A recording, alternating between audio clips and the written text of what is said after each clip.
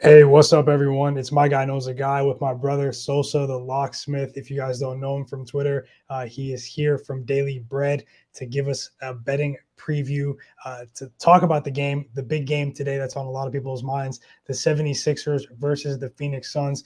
How's it going today, Sosa? Hey man, it's a good day. About to go check my squad out at the Wells Fargo and go see. Hopefully, North Carolina win this and bring it home. But yeah, just kind of cooling out, man. Ready for the Sixers to win. Ready for North Carolina to win. I'm heavy on college ball this time of year, but we got a big time matchup, man. Playing the people's MVP today. That's what Devin Booker is now. He's the people's MVP. The late Right? MVP or the late MVP. It's a pretty crazy matchup today in Phoenix. Well, we already know the Phoenix Suns, they seem to be on record breaking pace, at least over the last couple of years. They are in the top three in both offense and defense. I think no team has done that at this such an advanced stage of the season for at least 20, 30 years. I forgot exactly how long it was. It's been a very long time. They're crushing everything in their path. But we have a Joel Embiid, James Harden combination that seemed to be building some chemistry on this road trip. What are your thoughts on the Philadelphia 76ers? The line right now is the Suns -4, and the total is actually dropped down to 226. What's your analysis of the Philadelphia 76ers on this West Coast road trip so far? What have you seen from them? Personally, from what I've seen is it's a learning process when it comes to James Harden and Joel Embiid. Joel Embiid's all he's had to learn some stuff. He's had to learn some new ways to play in regards to playing with James Harden. James Harden's a ball dominant guard. Embiid's a very, very, very talented ISO scorer. Their games mesh very well because Harden's a willing passer. However, it's an adjustment period because you have a guard that takes erratic shots at times. You have a guard that takes shots from just about anywhere on the floor. Um, but it's also a good thing because Joel's never had a guard that could really get his own shot and really give you that bucket getter ability late in games, which is why we went and got him. Right, like you need that guy late in games that's going to be able to get to the foul line, get someone fouled, make a play for some, or get a foul, make a play for someone else. Um, it's been a process for me, man. Like me, I'm not a huge James Harden guy. I think he's extremely talented. He is a genius. He's a basketball genius. Anybody that averages 30 points and 10 assists in the NBA at the same time is an amazing basketball talent. There's no way around that. I just, like I said, it's time will tell. Because when James Harden's the trigger man on your team, you're going to need for role players to step up. And every single place he's been, the role players did not step up. Houston, he was bringing guys like Ryan Anderson, Brent McLemore, and Daniel House, and all those guys along, but they really could never get over the hump. 3 weeks in, I'd say it's good. Do I think we can win a championship? Yes, I think we're in that conversation. Um, it's going to take a little bit of cohesion, and it's going to take James Harden hitting jump shots to get us there. So we'll see. Um, Maxi's been the bright spot. This is going to be a tough game. It's so difficult to ever bet against the Suns. You already know what this team does in the regular season. It's like a buzz saw, especially when teams are going into their arena. It's just a crazy matchup. I've been reading reports about how it's been stated on the record that Doc Rivers is going to eventually rest either James Harden or Joel Embiid going into the playoffs. But how do you feel that affects? That potential outcome affects the Embiid MVP race. I mean, to me, you look at this game today. This could be one of his last opportunities to get a signature performance for the MVP race to create some separation between himself and Jokic. The stage is set. DeAndre Ayton is a bit undersized too. This is going to be a crazy matchup, bro. How do you feel about this one, or the two potential things. rest even? Two things. I think that it is a game where you want to showcase Joel Embiid against one of the premier bigs in the NBA. I mean, DeAndre Ayton has been good, wildly inconsistent at times. Probably the best season of his career, though, is if we're talking about being a force and being aggressive. I think that, like you said, it's a good opportunity to showcase Joel. Secondly, being the number one seed might not be what you want in the East. I do think that teams are inclined to try and duck Brooklyn at this point. I mean, where's Boston? Boston's right now third, right? I'm just wondering, would you rather fall back into fourth, maybe fifth, and face Chicago or Cleveland, or do you want to go all out, get the top seed, and your reward is KD and Kyrie rested?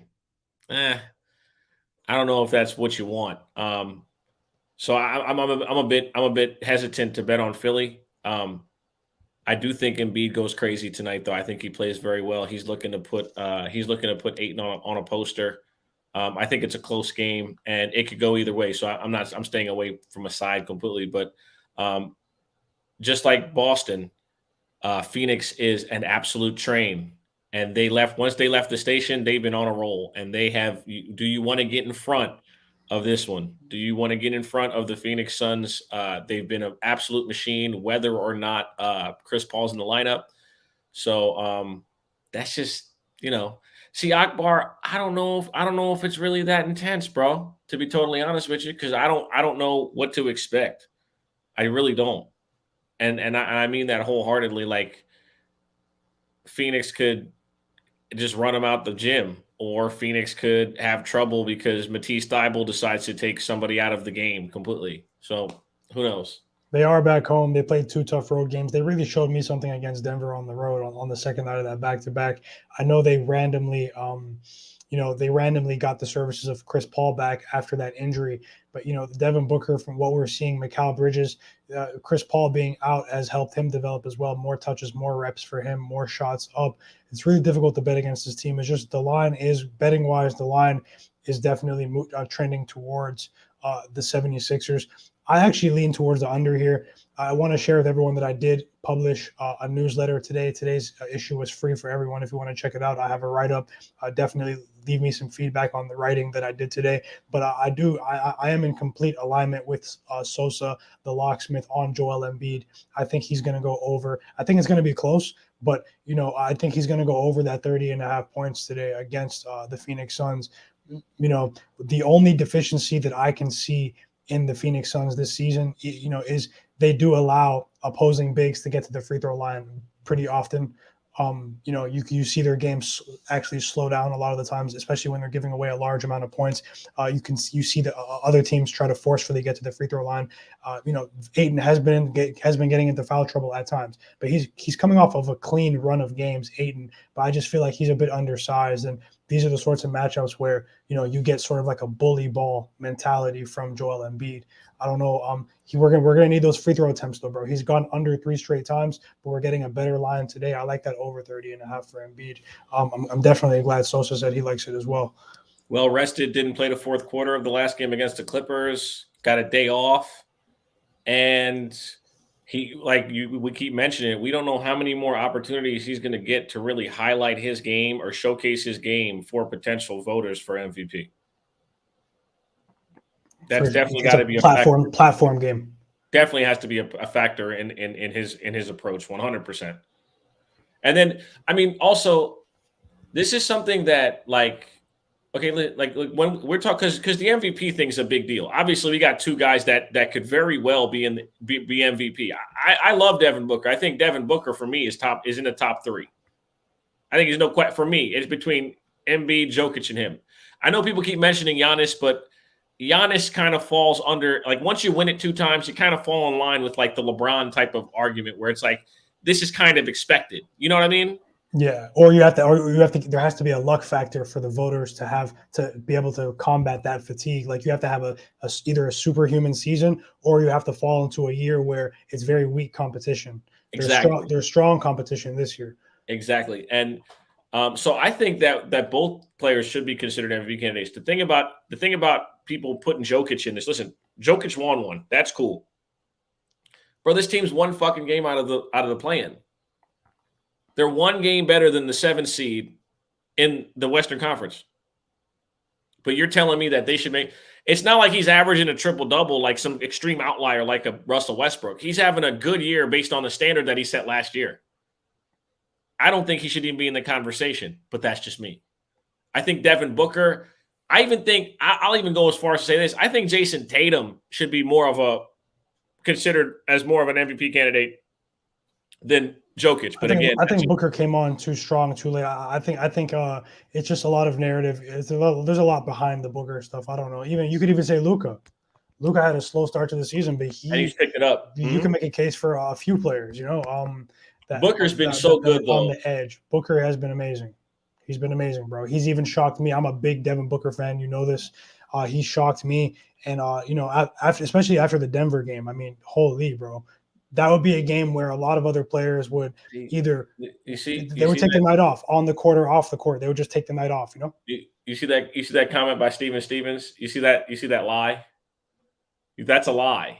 That's a lie. It's not a G League team. Those players are not that bad. Don't tell me that Will Barton's a G League player. Don't tell me that Aaron Gordon, who's making 20 M's, is a G League player. Don't do that. Don't tell me that Monty Morris, who has hired his scoring percent or scoring average every year that he's been in the NBA, is a scrub. Don't tell me that, because I don't want to hear that. They're all pros.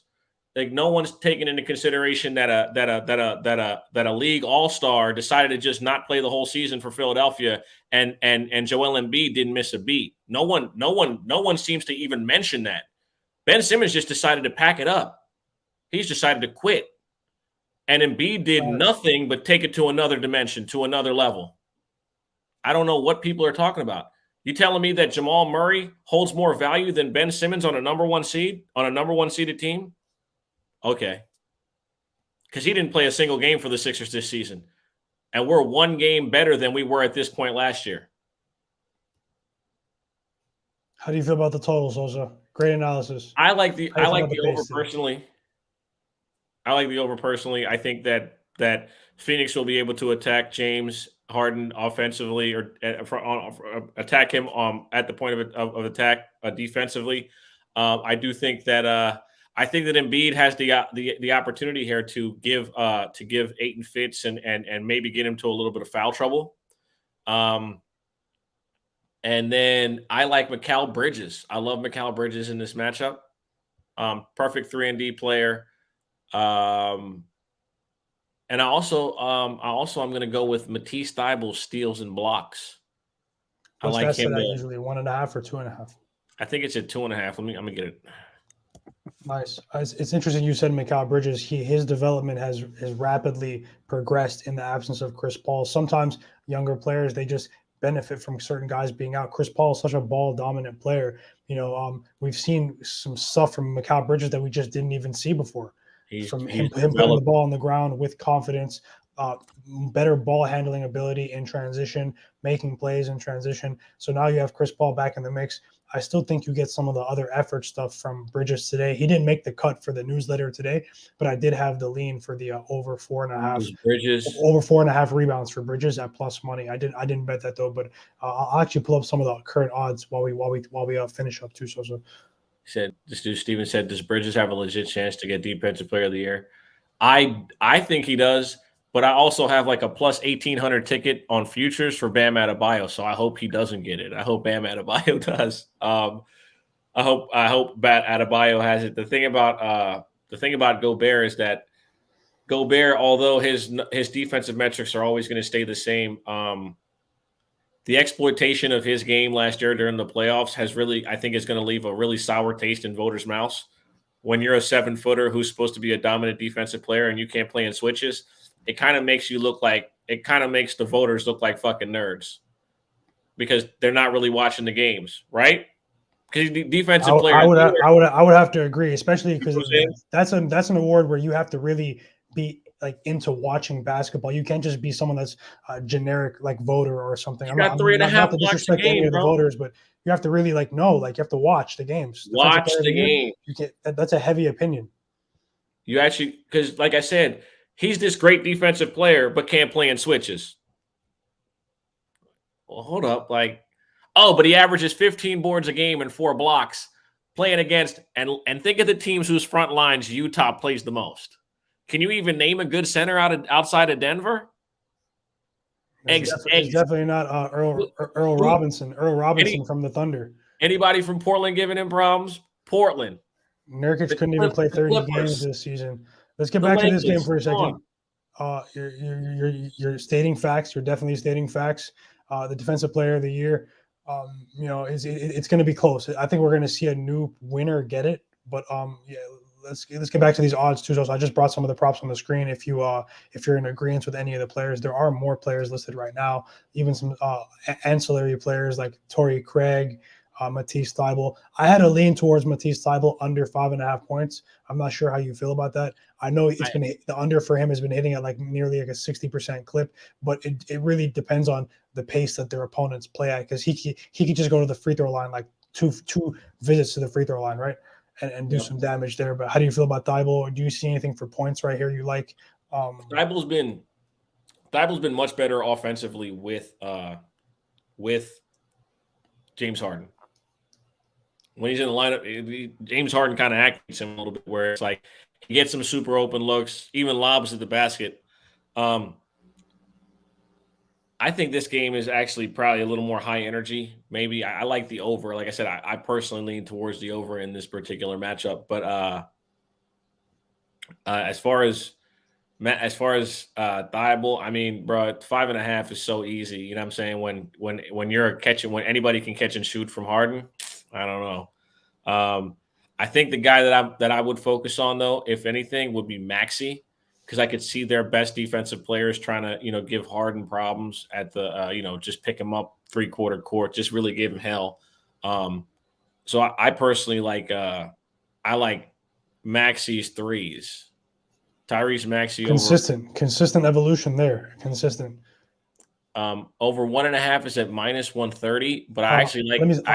I'll scroll down the screen for you, actually, if you want to get the update.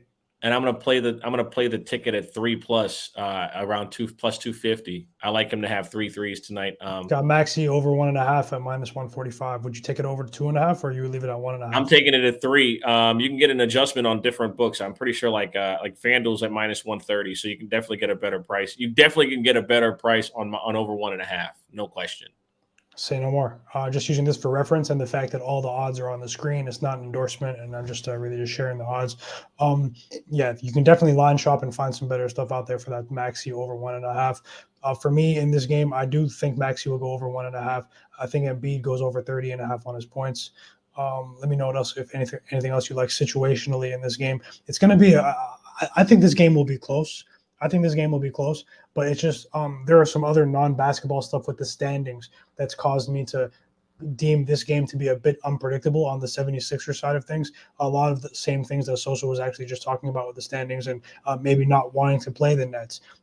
This is not to call out a conspiracy, but we're seeing other teams resort to the same tactics. So this game has been a bit difficult for me to bet on the side, although I do think Embiid still has that matchup. And then I think that maybe you can attack the live bet under, not pregame. Sosa, I think, based on the trends as well, Phoenix has been blazing to go over. My only live bet angle in this game would be to take the under live if they get off to an overwhelmingly fast start. Second, Phoenix does kind of slow things down in the fourth quarter when they step on your neck. But yeah, what else do you see on the board? The only other play I absolutely love, is Matisse Thybulle over 1.5 steals at +135. It just holds value, man. He's one of the best in the league, playing against a team that's going to be, primarily moving the ball to the perimeter. I don't see them trying to, body for body up with Embiid. That would be not smart. Just my thoughts. Yeah, man, it might be impossible. Shit.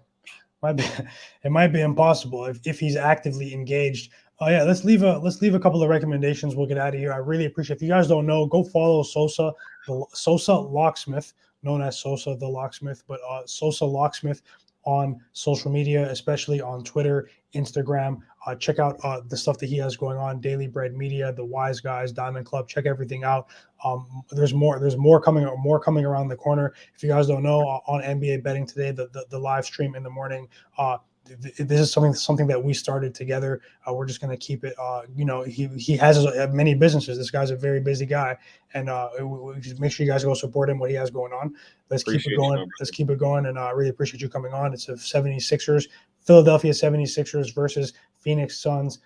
Betting preview on Frenzy Sports YouTube channel. Newsletter is also out today. Let's leave them with a couple of last thoughts to get out of here in about 1 minute, 2 minutes, and we'll be done. There's a big game today up here. I know not everyone's into that. Canada versus Jamaica, World Cup qualifications. If Canada wins today, they will qualify for the World Cup for the first time in like 30-something years. It's crazy. But what you got on this game, and any last thoughts on Embiid? And Joel, Let's go. Joel makes his MVP case today. Don't know if they win, but I wouldn't be surprised if he gets 40. Just my thoughts. I would not be surprised if Joel Embiid gets close to 40 points today. 100%. He scored 34 plus in each of the last 4 matchups against the Suns against DeAndre Ayton. So let's see how it goes. I'm in alignment with you. I'm taking Joel Embiid over 30.5 points. Definitely have a quality write-up for everyone. If you want to check it out, check out the Frenzy Bets newsletter in the description below. It's free. Today's issue was free for everyone. So check out my writing. Give me some critique. Appreciate my brother Sosa coming on here with me. Joel Embiid over 30.5 in this one. I do have a lean towards the under, but only in game. If they get off to a really fast start, maybe they'll slow down in the second half here. It would suit the Philadelphia 76ers, but it's kind of scary for me to take the under because of how often they get to the free throw line. Big matchup today. Best of luck, Sosa. Best of luck. Likewise, my brother. North Carolina. Let's get some money. Oh, damn right, dog. I'm about to head out of here now. Here in like 20 minutes. The weather got kind of shitty, so I decided to come back in the crib. Hollywood Final Four, Duke, North Carolina. If it doesn't happen, some unfair activity probably happened, bro. Something unfair has happened. I'd love to see it. Let's go Tar Heels. Let's go. Enjoy, everyone. Peace.